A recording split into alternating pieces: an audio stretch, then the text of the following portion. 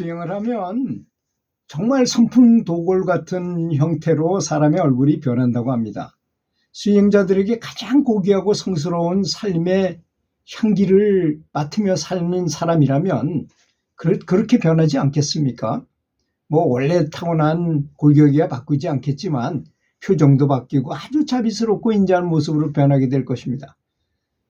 또 춤이나 즐거움이나 노래 같은 신나고 즐겁고 행복한 법피 충만을 느끼게 될 것입니다. 그렇잖아요. 노래를 참 열심히 불러가지고 뭐 가수왕이 됐다거나 이렇게 되면 돈도 많이 벌더러 노래를 다른 사람들이 좋아하니까 점점 더 열심히 부르게 되고 더 신나게 부르게 되고 더 행복하게 부르게 되니까 이 얼굴 관상까지도 변하게 되는 거 아니겠습니까? 사람은요, 이 상황에 따라서 얼굴 표정이 변하고 운명도 변하는 것입니다. 뭐 물론 우리 사람들은 다 사주팔자대로 인생이 그렇게 되려니 하고 이렇게 사는 사람도 많잖아요.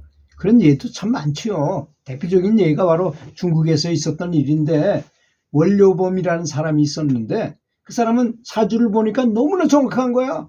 내가 당신이 말이야 고을 원님이 되는데 몇 번째 합격해가지고 이렇게 원이 된다. 그리고 슬하에 자녀는 없고 53살이면 죽는다. 이런 걸 믿고 근데 그대로 되니까 그건 그래서 운명론자가 됐다고 합니다.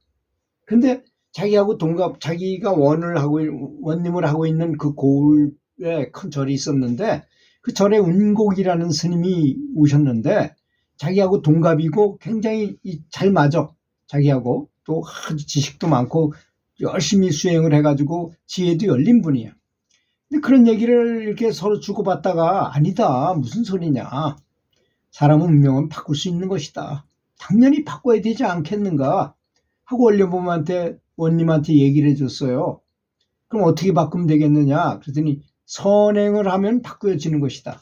원래 극락 가는 방법도 두 가지다. 하나는 연부를 열심히 하는 것이고 한 가지는 선행을 하면 극락에 가는 것이다. 두 가지 방법으로 극락에 가는 것이다 라고 얘기해 주면서 그러면 당신은 원님으로서 연불 하기는 좀 어려울 테니까 연불도 좀 아침에 일어나거나 저녁 늦게 집에 돌아가기 잠자기 전에 연불을 하시고 평상시에 선행을 많이 해봐라. 반드시 운명이 바꿀 것이다 라고 가르쳐 줬어요. 그래서 그 부인도 같이 그 말을 듣고 같이 우리 해보자 해가지고 이렇게 표를 하나 그려가지고 그날마다 선행을 한 거를 점수를 다 매겼어요. 가장 높은 점수는 죽어가는 사람을 살린 거 뭐 이런 건 높을 거 아닙니까 점수가. 그다음에 또 뭐 죽어가는 이제 물고기들을 누가 잡아가는 거를 사가지고 살려줬어. 그런 거라든지 이런 것들 점수를 이렇게 매겨가지고 선행 또 말을 좀 곱게 잘 해줘가지고 저 사람한테 용기를 줬으면 또 점수 얼마 이렇게 주고 이렇게 해가지고 매일같이 그런 공덕을 쌓았답니다. 그런데 정말로 자식이 없다든 없을 거라고 말하던 사주에 자식도 생겨나고 또 고을 원님이 최고의 직책에 올라갈 것이라고 했는데 자기가 열심히 해가지고 관찰사 지금 말하면 도지사가 된 거예요. 그래서 그 부인하고 그러니까 너무 신기하잖아요. 그 사주에도 없는 승진을 해가지고 높은 자리에 있게 되고 그러니까 부인하고 같이 또 의논해가지고 야 우리 이번엔 더 열심히 한번 해보자. 더 많이 공덕을 쌓아보자. 선행을 많이 해보자 해가지고 하려고 보니 아니 이 도지사는 너무 바쁜 거야. 어디 가서 뭐 어디 그 결제도 해야 되고 뭐 이거 해야 될 일이 너무 많아요. 그래서 할 새가 없어요.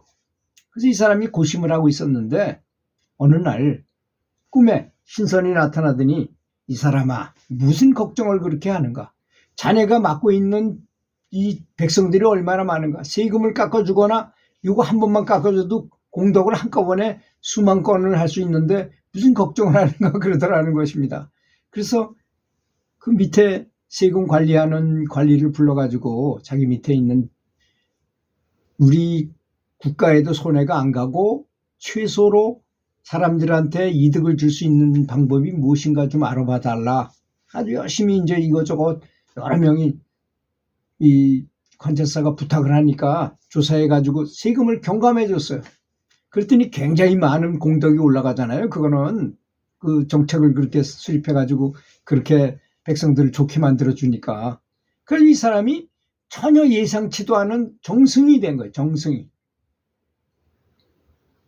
중앙정부에 가서 정승이 됐어요. 그러니까 그래서 그 사람이 책을 썼어요. 그런 것에 대한. 그게 바로 묘범사훈이라는 책입니다. 중국 사람들 그걸 굉장히 믿어요. 선행을 하면 운명이 바뀐다. 이것이 바로 중국 사람들의 운명 바꾸는 방법입니다. 또 일본에도 또 있죠. 일본에 제가 좋아하는 그 미즈노 남부쿠라는 그 일개 관상쟁인데 불구하고 도쿠가와 이에야스로부터 대일본이라고 하는 진짜 엄청난 칭호를 받고 시호 있죠. 충무공 이순신처럼 대일본 미즈노 남부쿠라는 그 시호를 받은 사람이에요. 제자가 4,000명이나 되고 10,000명의 관상을 보면 한 명도 안 틀렸다고 하는 것입니다. 그 사람이 주장한 건 뭐냐? 관상도 많이 배우고 골상도 배우고 여러 가지 배웠지만 사람이 음식을 얼마나 많이 먹느냐 적게 먹느냐에 따라서 운명이 변하는구나 하는 거하고 같이 맞춰서 하니까 100% 맞더라는 것입니다. 그래서 10,000명을 관상을 보면 한 명도 안 틀렸다래요.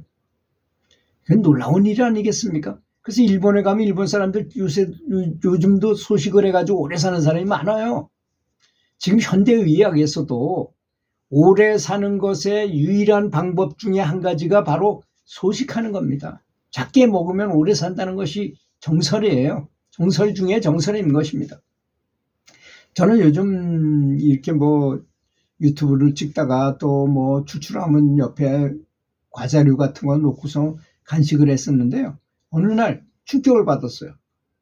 식사 자리에서 같이 식사를 했는데 후배가 그래요. 자기 아버님이 94세인데 아직도 정정하고 이빨 하나 치과에 간 적도 없다는 거야.